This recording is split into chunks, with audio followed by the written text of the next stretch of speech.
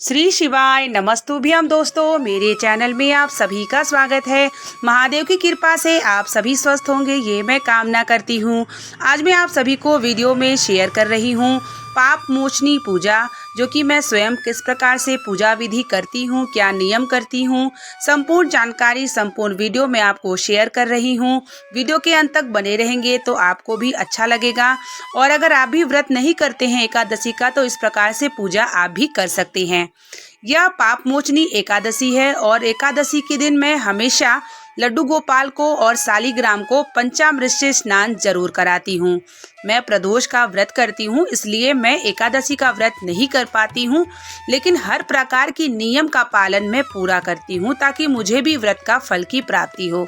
एकादशी एक ऐसा व्रत होता है जो कि मनुष्य तन से जाने अनजाने जो पाप होते हैं उसे हम समाप्त कर सकते हैं, और साथ ही पूजा तप नियम दान और जाप से हमारे पाप समाप्त होके हम वैकुंठ को प्राप्त होते हैं। तो यहाँ मैंने लड्डू गोपाल को पंचामृत से स्नान, शुद्ध जल से स्नान, उसके बाद अच्छे से इन्हें कपड़े में पोंछ लेती हूँ। सालीग्राम को भी साथ भी ऐसे ही करती हूँ और उसके बाद मैं इन्हें इत्र सेवा देती हूँ। इत्र सेवा देने के बाद ही मैं इनका श्रृंगार करती हूँ। एकादशी की पूजा, नियम, दान, गौ माता की सेवा, केले के वृक्ष की पूजा, और अगर आप लहसुन प्याज का त्याग, ब्रह्मचर्य का पालन और आप साथ ही चावल का त्याग करते हैं तो आपको भी व्रत के समान फल की प्राप्ति होती है। यह आपकी चैत मास की पाप मोचनी एकादशी है, जो कि हमारे जीवन के जाने अनजाने समस्त पापों को समाप्त करता है। मैं स्नान करने के बाद, मंदिर आने के बाद, सबको भोजन पानी देने के बाद मैंने संकल्प लिया कि मैं नियम का पालन करूंगी और मैं मेरे पूजा को, श्रृंगार को नारायण स्वीकार करिए और इस पाप मोचनी एकादशी में जाने अनजाने पापों को समाप्त करिए। साथ ही मैं सालीग्राम और लड्डू गोपाल, नारायण के जो प्रिय शस्त्र हैं, उनकी भी पूजा करती हूँ। जैसे लड्डू गोपाल के पास गौ माता हमेशा होना चाहिए, हमें शंख की भी पूजा जरूर करना चाहिए।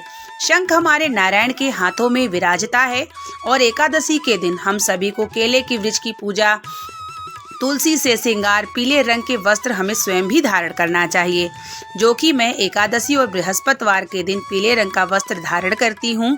साथ ही लड्डू गोपाल को भी पीले रंग के वस्त्रों को धारण कराती हूँ। मैं यहाँ पर चावल नहीं समर्पित करती हूँ, क्योंकि ना तो चावल ग्रहण किया जाता है और ना ही अक्षत के रूप में समर्पित किया जाता है, तो हम समर्पित भी नहीं करते हैं और ना ही करना चाहिए। और आप सब भी भूल के भी चावल को ना चढ़ाएं, नहीं तो आप कोई भी पूजा करेंगे, व्रत करेंगे, नियम करेंगे तो उसका कोई भी फल की प्राप्ति आपको नहीं होगी, क्योंकि एकादशी के दिन सारे पाप जो है चावल में जाके समा जाते हैं। तो ऐसा मान्यता है कि हमें चावल या अक्षत का ग्रहण या तो सेवन या कोई भी स्पर्श भी हमें नहीं करना चाहिए। ना ही हमें तुलसी माता को स्पर्श करना चाहिए, दूर से हमें दीपदान करना चाहिए। और एकादशी के दिन हमें तुलसी भी नहीं तोड़ना चाहिए, क्योंकि तुलसी माता भी नारायण की तपस्या करती हैं, वो भी व्रत को पालन करती हैं, एकादशी व्रत को। इस तरीके से मैं एकादशी में पंचामृत स्नान, भगवान लड्डू गोपाल को, नारायण को, सभी लोगों को श्रृंगार करती हूँ तुलसी के माला से, पीले पुष्पों से। उसके बाद मैं भोग में चने गुड़ का लगा देती हूँ, कभी लड्डू का लगा लेती हूँ या माखन मिश्री का भोग लगा देती हूँ। तो आज मैं चने और किशमिश का भोग लगाई हूँ। और यहाँ पर श्रृंगार लड्डू गोपाल का होने के बाद अब मैं आचमनी करूँगी। जल और जो है धूप बत्ती और बाती जो भी है मैं दिखाती हूँ। विष्णु सहस्त्र नाम का पाठ मैं शाम को करती हूँ। श्रीमन नारायण के मंत्रों का जाप मैं शाम को और सुबह एकादशी के दिन दोनों समय करती हूँ। और साथ ही भगवान शिव को स्वधा करके शिवलिंग पर जल समर्पित करती हूँ। जब आप एकादशी के दिन स्वधा करके शिवलिंग पर जल समर्पित करते हैं तो आपके घर से पितृदोष समाप्त होता है। तो एकादशी के दिन आप भी शिवलिंग पर स्वधा करके ही जल को समर्पित किया करिए। यहाँ मैं राधे राधे बोल के ऐसे ही लड्डू गोपाल को जो है भोग अर्पित करती हूँ, फिर उन्हें थोड़ा जल देती हूँ। सुबह उठाने के बाद मैं पहले उन्हें दूध पिला लेती हूँ। भोग लगाने समय या लगाने के बाद भी आपको घंटी ज़रूर बजाना चाहिए और प्रार्थना करना चाहिए कि आप भोग को स्वीकार करें। तो इस तरीके से मेरी एकादशी में लड्डू गोपाल का श्रृंगार पूजा ये हो चुका है। अब मेरी बारी आ गई थी शिव जी की पूजा करने की। तो यहाँ पर मैं हाथों से लड्डू गोपाल को जो है झुला लेती हूँ 11 या 7 बार राधे राधे कहते हुए। और लड्डू गोपाल से आप हृदय की बात भी कह सकते हैं। जैसे पाप मोचनी एकादशी है तो मैं सभी पापों पापों को समाप्त के लिए उनसे प्रार्थना कर रही हूँ कि ये मनुष्य तन है, बहुत सारे पाप होते होंगे और यह पाप मोचनी एकादशी पर समस्त पापों को आप समाप्त करें, ऐसे मैं उनसे प्रार्थना कर रही हूँ।